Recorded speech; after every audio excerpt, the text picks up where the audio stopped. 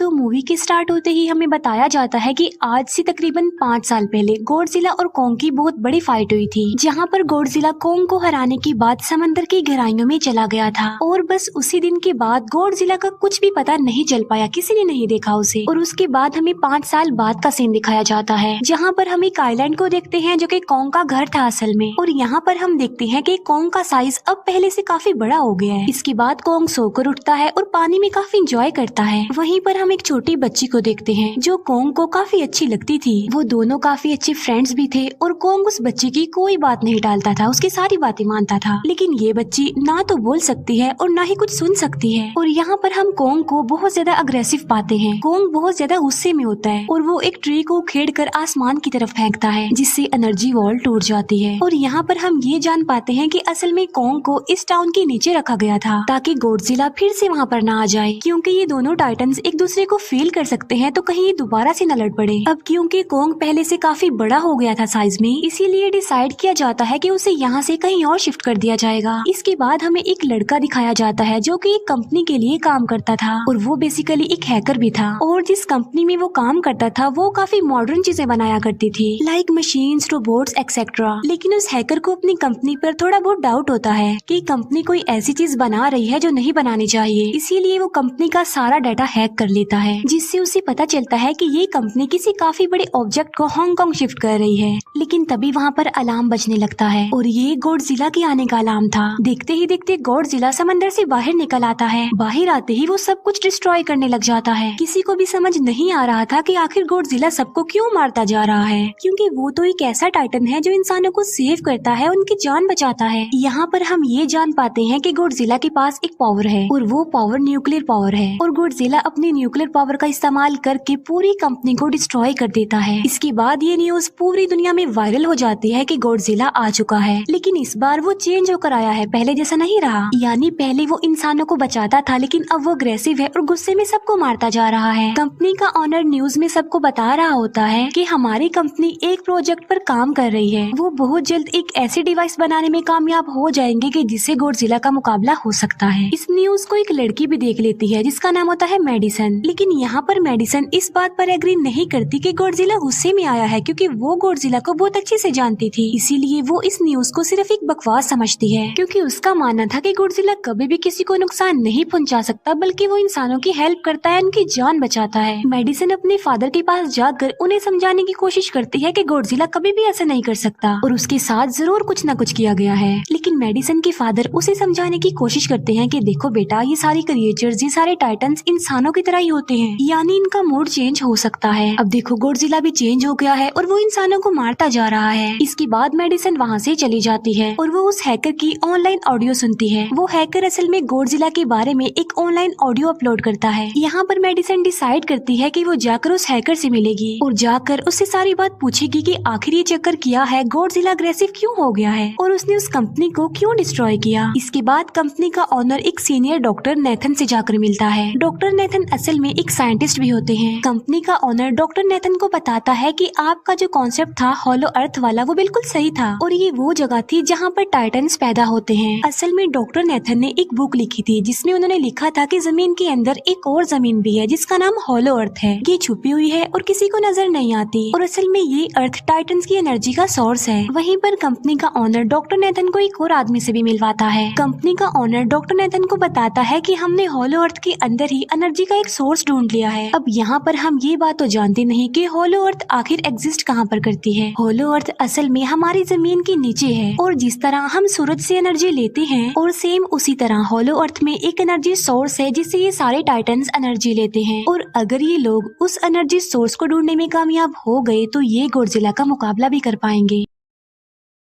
Doctor Nathan उनसे पूछता है कि आखिर हम उस हॉलो अर्थ तक जाएंगे कैसे, क्योंकि अब से कुछ साल पहले मेरे भाई ने भी वहाँ पर जाने की कोशिश की थी लेकिन वो नहीं जा पाया और मर गया। यहाँ पर हम ये बात भी जान पाते हैं कि हॉलो अर्थ में ग्रेविटी नहीं होती, इसीलिए वहाँ पर हर चीज हवा में उड़ने लगती है। जिस पर कंपनी का ऑनर डॉक्टर नेथन को कहता है कि आपको इस बारे में फिक्र करने की कोई जरूरत नहीं है, क्योंकि हमारी कंपनी ने एक एंटी ग्रेविटी कार बनाई है जिसकी मदद से हम वहाँ यानी हॉलो अर्थ पर जाएंगे। कंपनी का ऑनर ये भी बताता है कि हर टाइटन्स टाइटन्स में एक एबिलिटी होती है जिसकी मदद से हर टाइटन अपने घर को ढूंढ सकता है, इसीलिए हमें एक कॉन्ग की हेल्प लेनी चाहिए। इसके बाद डॉक्टर नेथन अपनी एक फ्रेंड जो कि डॉक्टर भी थी उससे मिलते हैं और ये फीमेल डॉक्टर कॉन्ग की देखभाल भी करती थी। डॉक्टर नेथन उस फीमेल डॉक्टर को समझाने की कोशिश करते हैं कि हमें कॉन्ग को उसके घर पर भेजना चाहिए और उसका घर होलो अर्थ है क्योंकि हम उसे ज्यादा टाइम के लिए यहाँ पर नहीं रख सकते और अगर वो यहाँ से बाहर निकला भी तो गॉडजिला उस पर अटैक कर देगा, इसीलिए कॉन्ग सिर्फ होलो अर्थ में ही सेफ रह सकता है। अब थोड़ी बहस के बाद फाइनली वो फीमेल डॉक्टर भी इस बात के लिए एग्री हो जाती है क्योंकि इसके अलावा उनके पास और कोई ऑप्शन जो नहीं था। फिर ये लोग अपनी पूरी आर्मी के साथ कॉन्ग को होलो अर्थ की तरफ ले जाने लगते हैं। कॉन्ग को ये लोग चेन से बांधकर ले जा रहे थे। कॉन्ग की फ्रेंड यानी वो छोटी बच्ची कॉन्ग से इशारों में बातें करती है। बच्ची बताती है कि कॉन्ग को गुस्सा आ रहा है क्योंकि उसे जंजीरों से बांधा हुआ है। आर्मी का लीडर उस फीमेल डॉक्टर को कहता है कि हम गॉडजिला के रास्ते से नहीं गुजरेंगे और हम किसी दूसरे रास्ते से ही जाएंगे ताकि गॉडजिला को पता न चल पाए, जिस पर वो फीमेल डॉक्टर कहती है कि जी हाँ बिल्कुल हमें ऐसा ही करना चाहिए क्योंकि गॉडजिला और कॉन्ग की काफी पुरानी दुश्मनी है क्योंकि वो दोनों ही खुद को मॉन्स्टर्स का किंग समझते हैं और अगर वो दोनों एक दूसरे के सामने आ जाते हैं तो तबाही मचा देंगे। फिर हम मेडिसन को देखते हैं जो कि अपनी फ्रेंड को लेकर उस हैकर से मिलने जाती है। यहाँ पर वो हैकर उन लोगों को बताता है कि असल में कंपनी एक काफी बड़ी चीज बना रही है और उस चीज को बनाकर हांगकांग शिफ्ट कर दिया जाएगा, लेकिन गॉडजिला को ये बात पसंद नहीं आई, इसीलिए उसने उस कंपनी पर अटैक करके उसे डिस्ट्रॉय कर दिया। फिर हम देखते हैं कि कॉन्ग वाली शिप में अलार्म बजने लगा है। वो बच्ची फीमेल डॉक्टर को बता रही होती है कि गॉडजिला आ रहा है। डॉक्टर नेथन कहता है कि अब क्योंकि गॉडजिला बाहर आ रहा है तो हमें कॉन्ग को भी आजाद कर देना चाहिए, यानी उसकी चेन्स खोल देनी चाहिए ताकि वो गॉडजिला का मुकाबला करके हम सबको बचा ले। और अब फाइनली गॉडजिला बाहर आ जाता है जो एक शिप को डिस्ट्रॉय करते हुए आगे बढ़ रहा था उन लोगों की तरफ। जब कॉन्ग को पता चलता है कि गॉडजिला आ रहा है तो वो जोर से चिल्लाने लगता है, लेकिन उसे तो चेन से बांधा गया था। फिर ये लोग गॉडजिला पर रॉकेट और मिसाइल से अटैक करते हैं जिसका गॉडजिला पर जरा भी असर नहीं होता। जो उन लोगों के प्लेन्स होते हैं गॉडजिला उन्हें भी डिस्ट्रॉय कर देता है और अब गॉडजिला कॉन्ग वाली शिप की तरफ बढ़ रहा था। गॉडजिला उन लोगों की सारी शिप्स को डिस्ट्रॉय कर देता है और यहाँ पर गॉडजिला उनके शिप को पलट देता है जिससे कॉन्ग और बाकी लोग समंदर में डूबने लगते हैं। फिर वो लोग कॉन्ग की चेन्स को खोल देते हैं ताकि कॉन्ग गॉडजिला का मुकाबला करके उन सबको बचाए। फिर गॉडजिला और कॉन्ग की ग्रेट वॉर होती है जिससे कॉन्ग गॉडजिला को समंदर में काफी नीचे फेंक देता है। फिर वो पलटी हुई शिप को सीधा करता है ताकि सब लोगों की जान बच सके, लेकिन गॉडजिला एक बार फिर से उठता है और वो उस शिप की तरफ जा रहा था जिसमें वो बच्ची थी। और यहाँ पर कॉन्ग एक शिप से दूसरी शिप पर जंप करके फाइनली उस शिप तक पहुँच जाता है जहाँ पर गॉडजिला आ रहा था। यहाँ पर कॉन्ग गॉडजिला को एक जोरदार पंच मारता है। फाइट बैक करते हुए गॉडजिला भी कॉन्ग को मारता है जिससे कॉन्ग नीचे गिर जाता है। कॉन्ग एक बार उठकर फिर से गॉडजिला को मारता है और गॉडजिला जाकर समंदर में गिरता है। इस बात से गॉडजिला को काफी गुस्सा आ जाता है और यहाँ पर वो अपनी पावर यानी न्यूक्लियर पावर का इस्तेमाल करता है। ये देखकर कॉन्ग जल्दी से अपनी जान बचाने के लिए पानी में कूद जाता है। गॉडजिला की जो न्यूक्लियर पावर की लाइट होती है वो हर जगह फैल जाती है। सब लोग उसे देखकर काफी हैरान रह जाते हैं और यहाँ पर हमें अंदाजा हो जाता है कि गॉडजिला कितना ज्यादा पावरफुल है। फिर समंदर के अंदर ही उन दोनों के बीच फाइट होने लगती है। गॉडजिला तो पानी में सांस ले सकता था, लेकिन कॉन्ग जो कि इंसानों की तरह था वो पानी में सांस नहीं ले सकता था, इसीलिए कॉन्ग हारता हुआ नजर आ रहा था।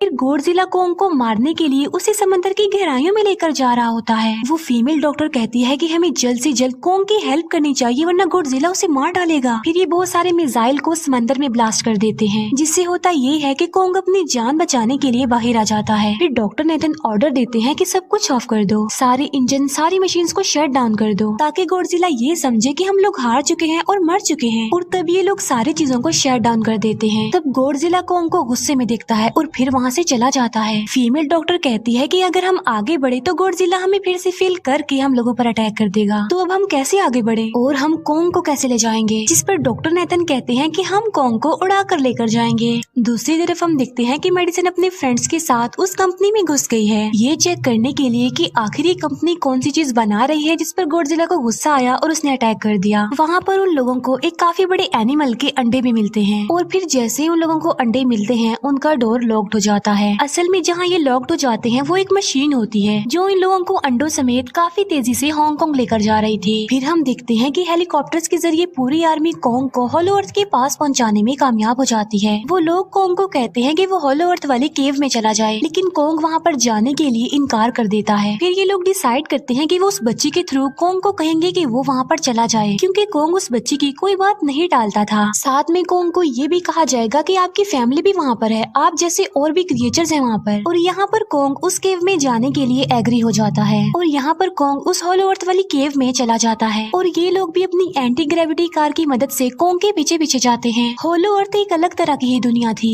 अब क्योंकि उन लोगों के पास एंटी ग्रेविटी कार्स थी, इसीलिए उनकी जान बच जाती है। और होलो अर्थ में अलग अलग तरह के मॉन्स्टर्स भी थे और तभी एक फ्लाइंग मॉन्स्टर उनकी एंटी ग्रेविटी कार पर अटैक कर देता है। वो मॉन्स्टर उस बच्ची पर भी अटैक करने वाला होता है, लेकिन कोंग उस मॉन्स्टर को पकड़ लेता है और उसे मार डालता है और बाद में उस मॉन्स्टर का सर ही धड़ से अलग कर देता है। इसके बाद कोंग तेजी से आगे बढ़ने लगता है, जबकि बाकी सब भी कोंग के पीछे पीछे जाते हैं। अब होलो अर्थ पर ग्रेविटी ना होने की वजह से वहाँ के सारे पत्थर हवा में उड़ रहे होते हैं। मेडिसन और उसके फ्रेंड्स हांगकांग पहुँच जाते हैं और यहाँ पर उन लोगों को उस कंपनी के सीक्रेट वेपन के बारे में पता चल जाता है। गॉडजिला को मारने के लिए इस कंपनी ने एक और गॉडजिला बनाया है और इस नए गॉडजिला का नाम होता है मेगा गॉडजिला। और इस मेगा गॉडजिला को कंट्रोल करने वाला वो आदमी होता है जिसे उस कंपनी के ऑनर ने डॉक्टर नेथन से मिलवाया था। मेगा गॉडजिला की पावर्स को चेक करने के लिए वहाँ पर एक स्कल क्रॉलर को छोड़ दिया जाता है। मेगा गॉडजिला यहाँ पर अपनी पावर्स का इस्तेमाल करके स्कल क्रॉलर को मार डालता है, लेकिन यहाँ पर एक गड़बड़ हो जाती है और वो ये कि उन्हें मेगा गॉडजिला को चलाने के लिए और ज्यादा पावर चाहिए थी और वो पावर सिर्फ और सिर्फ होलो अर्थ में थी। और यही वजह थी कि कंपनी का ऑनर उस एनर्जी सोर्स, उस पावर को ढूंढ रहा था ताकि वो मेगा गॉडजिला को दोबारा से जिंदा कर सके। इसके बाद हम देखते हैं कि मेगा गॉडजिला एक्टिवेट हो गया है। मेगा गॉडजिला के जिंदा होते ही गॉडजिला उसे फील कर लेता है और इसीलिए वो हांगकांग जहाँ पर वो मेगा गॉडजिला था उसी तरफ बढ़ने लगता है। होलो अर्थ दिखने में काफी खूबसूरत थी और होलो अर्थ में जो एनर्जी सोर्स था वो एक पहाड़ में था। कोंग उस पहाड़ की तरफ जाता है और उसके डोर को ओपन कर देता है और जोर से धाड़ता है। कोंग को वहाँ पर एक वेपन मिल जाता है जो कि एक एक्स थी और ये एक्स कोई नॉर्मल एक्स नहीं होती, बल्कि ये गॉडजिला की बॉडी से बनाई गई होती है जो कि बहुत पावरफुल होती है। कोंग उस एक्स को लेकर एक जगह पर बैठ जाता है बिल्कुल किंग की तरह। गॉडजिला जो कि हांगकांग पहुंच गया था और अब वो मेगा गॉडजिला की तरफ बढ़ रहा था, जिससे सब लोग अपनी जान बचाने के लिए इधर उधर भागने लगते हैं। दूसरी तरफ कोंग को एनर्जी सोर्स भी मिल जाती है और यहाँ पर उसे ये भी पता चलता है कि एनर्जी सोर्स उसकी एक्स को भी चार्ज कर सकता है, क्योंकि उसकी एक्स चार्ज होने के बाद ही चल सकती है और चार्ज होने के बाद वो और ज्यादा पावरफुल हो जाती है। गॉडजिला को ये बात भी पता चल जाती है कि होलो अर्थ में कोई आया है, जिससे गॉडजिला अपनी न्यूक्लियर पावर जमीन पर मारता है, जिससे वो न्यूक्लियर पावर जमीन को फाड़ती हुई कोंग के पास पहुँच जाती है।